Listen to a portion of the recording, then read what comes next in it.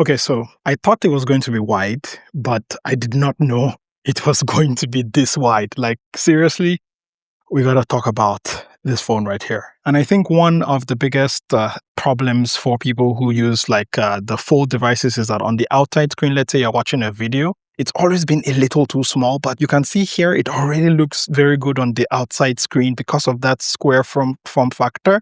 And let's say when I open up into the video itself and I go into full screen right here, you can see it actually feels so much better now. Now, the flip side of that is if I actually flip it to the side, you now have way more space at the top and at the bottom here. But if we just go onto the normal side right here, like I would say this looks good. Like, I mean, seriously, am I tripping? This actually looks and feels good. And let me just go back to the outside screen right here and I open up YouTube and I go back out. Like like this feels really, really good. Like I don't actually need to open it up to be able to properly watch and enjoy YouTube anymore, which is a nice thing. And just for a quick comparison, I actually opened it on my Z Fold7 right there, and this is it on the Z Fold8, and you can see just how much more better this feels, at least to me, right here versus this one. And I think one of the biggest complaints when it comes to fold devices is that when you open them up, they have like this sort of weird kind of aspect ratio here. And I think here it actually works really well. So let's say if I open up TikTok right there, and I then go on to open up Instagram, like you can see it actually feels very balanced on the left and on the right there, especially let's say you're watching video, you're consuming content right there, or you're doing something else. Let's say I open up messages on the left here and boom, you can see it when you can even open like 3 apps here and they feel very much, well, a little bit claustrophobic, I ain't gonna lie, but it definitely feels like I can use this like this and it's still pretty usable. I found something very interesting the moment I held it, which is that when I open it there and I hold it like this, it actually feels really nice in, I would say, the portrait mode here. Like this feels like really, really good. And let's say if I open social media, this Instagram is not logged in. I wish it was, but it definitely feels a lot more, like you can see that it definitely feels a lot more natural to open it and just use it on the side right there, as you can see. But yeah, that was, I think, the first thing I noticed. And I think when I hold it in my hand like this, I have massive hands right here, but I definitely feel it in my hand. Like it's one that maybe if you have smaller hands, you might struggle to hold this phone. I'm not going to lie right here. One thing I've been really happy with though is just the width of the phone here. This phone is way lighter than I thought it will feel like in the hand. And it's also still slimmer, as you can see right here. This is a very slim phone, but if you compare it to, let's say, the Z Fold7, which I'm used to, I think it's almost about the same. It definitely feels lighter. I'm not sure how that would be in the specs and all, but it definitely feels like really, really light in the hand. So when it just comes to the overall feel in the hand, I would say this, you might struggle holding it because of these edges. They are quite sharp. I ain't gonna lie to you. But if you can do it, and sometimes I think you might have to just use 2 hands here, I think, yeah, this is definitely one that you really open up to. Get it? Or open up to? I would have to say though that I think one of the things that immediately stand out to me is that it does feel like I'm losing a huge section of the phone right here.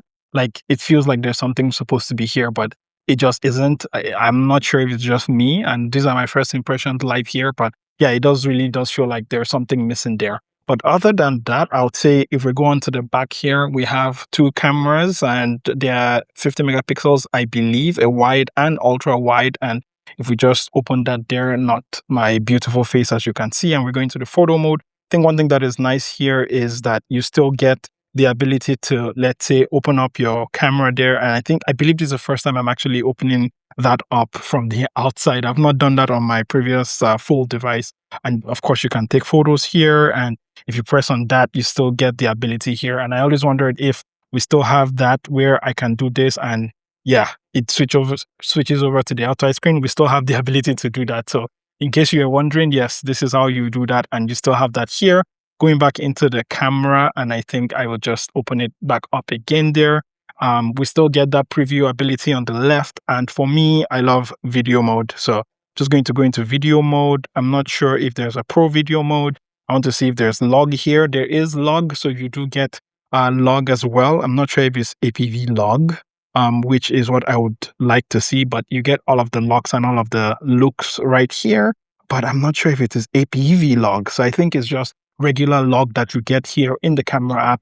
which, I'm not excited about. APV log is like really great, but yes, you do have the ultra wide right there, and you have your regular camera. Of course, you don't have a telephoto, so you do have a 2x crop of the main one, and you can go all the way to 10x crop, and it looks like really bad. I'm just gonna take it there, and it will probably do some AI upscaling, yeah, so you can see all of the lines there and all of that. But yes, you do have that, and the camera here is not a full-featured camera set, I would say, because it's just a wide and ultra wide, but you do get those here. And moving on to battery, we do have a 4,800 milliampere capacity here for the battery size here. And I think for what you're getting here, it's like really, really slim, as you can see right here. I think the battery is going to be okay. Like it's an okay battery.